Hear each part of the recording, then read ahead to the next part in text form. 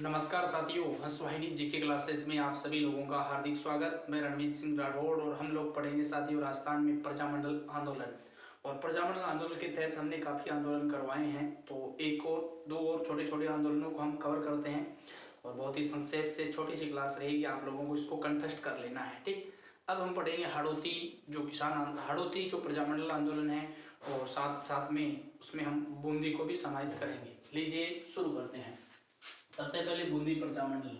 आप लोगों को ये ध्यान रखना साथियों, बूंदी प्रजामंडल की चर्चा हम कर रहे हैं।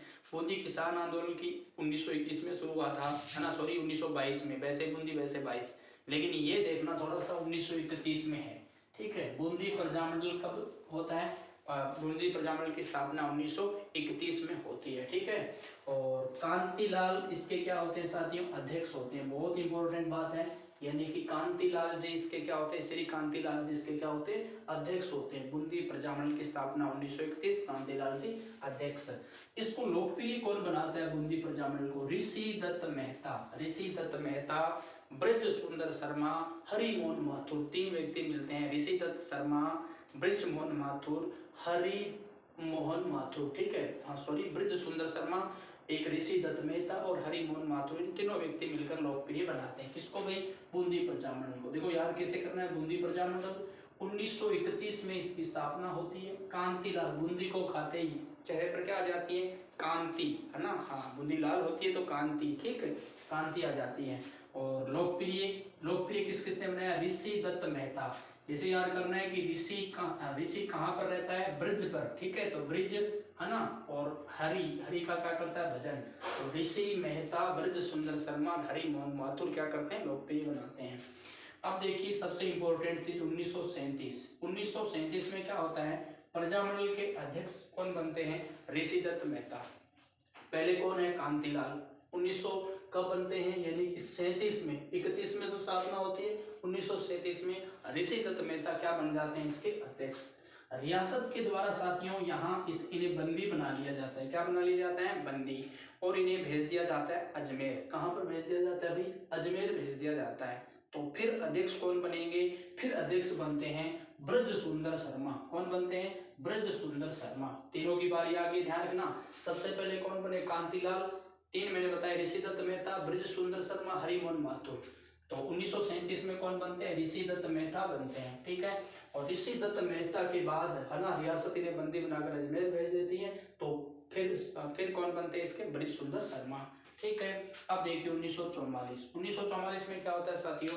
हरि मोहन माथुर बूंदी प्रजा परिषद की स्थापना। देखो एक नई प्रजा परिषद हुई है, बूंदी प्रजा परिषद की स्थापना किसके द्वारा? हरि मोहन माथुर के द्वारा स्थापना होती है 1944। और 1945 में एक जुलूस निकलता है साथियों, एक जुलूस। ठीक है, और जुलूस में क्या चला दी जाती है? गोलियां। और गोलियां चलाने से वकील होते हैं यहाँ राम नारायण, उनकी क्या हो जाती है? मृत्यु। राम नारायण वकील की मृत्यु हो जाती है। बीकानेर में हमने बिरबल सिंह की मृत्यु की बात की थी, बिरबल शहीद दिवस। ठीक है, तो 1944 में हरि मोहन माथुर द्वारा बूंदी प्रजा परिषद की स्थापना की जाती है। 1945 में जुलूस, गोलियां चलने से क्या हो जाता है? वकील राम नारायण की क्या हो जाती है? मृत्यु हो जाती है। अब देखिए यहाँ पर शासक, यानी कि बूंदी प्रजामंडल का शासक है बहादुर सिंह द्वारा उत्तरदायी सरकार की क्या कर दी जाती है? घोषणा कि उत्तरदायी सरकार की स्थापना कर दी जाएगी, घोषणा की गई है। होता क्या है? स्थापना से पूर्व, यानी उत्तरदायी सरकार की स्थापना हुई नहीं है, उससे पूर्व ही 25 मार्च 1948 को राजस्थान संघ में क्या कर दिया जाता है ना? बूंदी रियासत का विलय कर दिया जाता है। दूसरे चरण में आप सब लोग जानते हो। ठीक है, तो ये यहाँ तक बहुत ही छोटा सा संक्षेप में तीन बातें याद करनी है। 1931 कांतिलाल, लोकप्रिय ऋषि दत्त, ब्रज सुंदर, हरि मोहन माथुर, तीनों। और फिर तीनों अलग अलग टाइप में बन गए। 1937 में प्रजामंडल का अध्यक्ष ऋषि दत्त बन गया, और फिर हरि मोहन माथुर बन गए।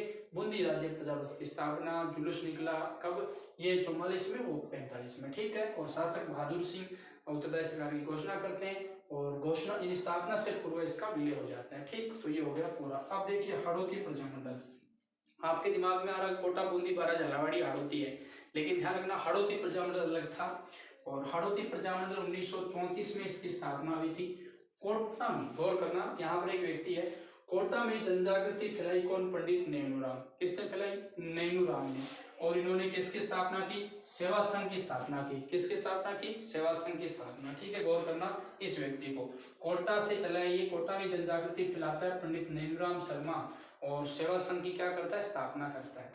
और यही व्यक्ति 1934 में पंडित नैनूराम, यानी यही व्यक्ति जो मैंने अभी चर्चा की है, तो पंडित नैनूराम शर्मा हाड़ौती प्रजामंडल की स्थापना करता है। पूछा जा सकता है कि पंडित नैनूराम शर्मा के द्वारा 1934 में हाड़ौती प्रजामंडल की क्या की गई है? स्थापना की गई है। ठीक है, और सक्रिय मंत्री कौन बने हैं? ग्वालजी व मांझी यहाँ के सक्रिय मंत्री हैं। और उप मंत्री कौन है? तनसुखलाल मित्तल। पूछा जा सकता है कि हाड़ौती से कौन संबंधित है, तो इनका नाम आ सकता है ग्वालजी मांझी, तनसुखलाल मित्तल। ठीक है, और थोड़ा सा देख लेना 1934 में नैनूराम, यही व्यक्ति जब बूंदी किसान आंदोलन पढ़ रहे थे उसमें भी था।